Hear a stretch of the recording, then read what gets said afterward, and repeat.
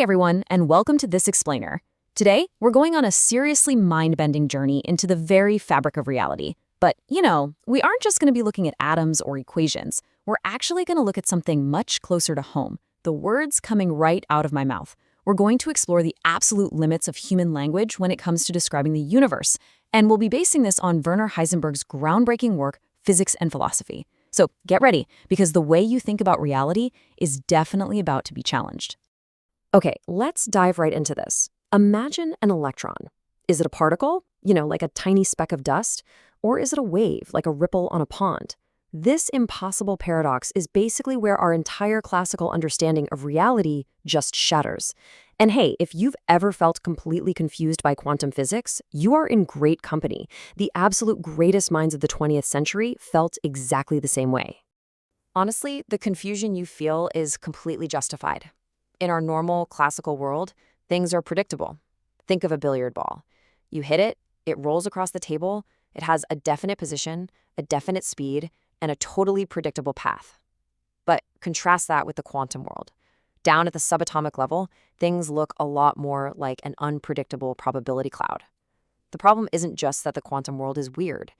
The real problem is that our everyday vocabulary was built to describe macroscopic objects, like those billiard balls, and it just wasn't made for this bizarre, fluctuating subatomic realm. Which brings us to our first main point, the shortcoming of everyday language. We're going to play the role of philosophical detectives here. Now, what's really interesting to think about is how quantum reality completely escapes our normal, clear-cut definitions. It's so abstract. When you try to hold a quantum particle in your mind using normal words, it just slips right through your fingers, kind of like trying to grab hold of pure light. It just doesn't work. Let's break down exactly why this happens. First off, human language evolved for survival, right? For hunting, gathering, building. Absolutely not for subatomic physics or the mind-bending scales of relativity. Take a super simple word like peace. You can have a piece of wood or a piece of iron, but you can't really have a piece of water. The word only makes sense in a very specific context. Applying our everyday words to the quantum realm is basically like trying to explain the difference between red and green to someone who is born colorblind. The concepts just don't translate.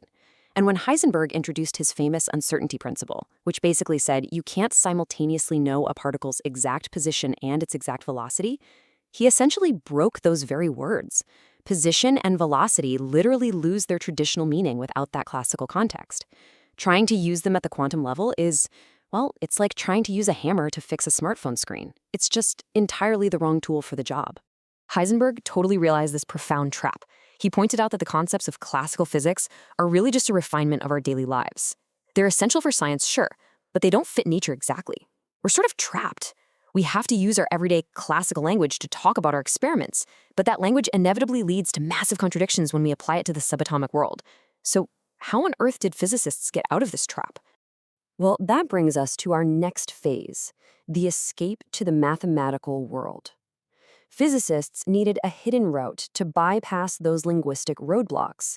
Let me walk you through the workflow these scientists came up with to build a bridge over this huge gap in human language. Step 1. The observer sets up an experiment using classical macroscopic tools, like a cloud chamber or a Geiger counter. Step 2. Instead of using clumsy words to describe what's happening, the physicist translates the whole setup into an abstract mathematical probability function. Then finally, step 3. They translate the results of that math back into a classical observation, a click on the counter or a physical mark on a photographic plate. So, the absolutely crucial point here is that physicists stopped studying definite things and started studying probabilities. Actually, they revived this fascinating old concept from Aristotle called potentia. At the quantum level, an electron isn't some hard physical reality sitting in a fixed spot. Instead, it exists as a potentia, an objective tendency, or just a possibility of an event occurring. It's this whole world of potential just waiting to be realized.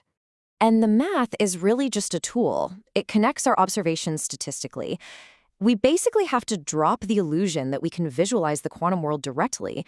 Math allows physicists to calculate the exact probability of, say, where an electron will hit a screen, without ever demanding that we paint a physical picture of what that electron actually looks like while it's flying through the air.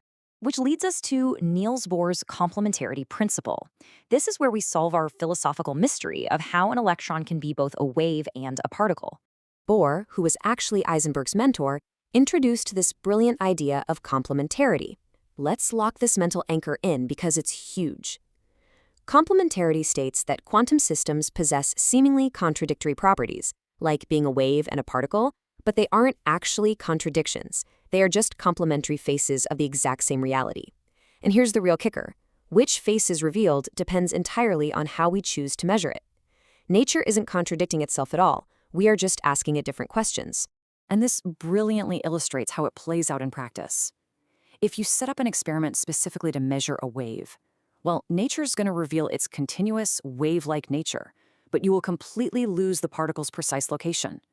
On the flip side, if you set up an experiment to find a particle, nature gives you a precise location, but you completely lose the wave behavior. The observer actually forces the electron to make a choice. It's just fundamentally impossible to see both faces at the exact same time. To make this even clearer, ask yourself, is a quantum object a wave or a particle? Honestly, that is as totally meaningless as asking, is it above Britain or below Australia? Without the specific context of a globe, an observer, and a reference point, the question literally has no meaning. A particle is only a particle when you actually measure it as one. So, what does this all mean for us? Let's move to our new understanding of reality and see how this creates a profound sense of awe about our place in the universe. Here is the absolute mind-bending takeaway from Heisenberg's analysis. First, that strict, objective, classical reality, the idea of a universe just clicking away like clockwork whether we're looking or not, that is totally lost at the atomic level.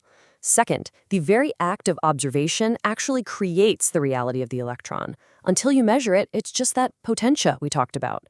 Third, and this is probably the most important one, physics no longer describes nature in itself. It describes our human interaction with nature. We're only studying nature as it's exposed to our specific human method of questioning. And finally, despite their severe limits, we literally cannot escape using our everyday concepts to communicate what we find.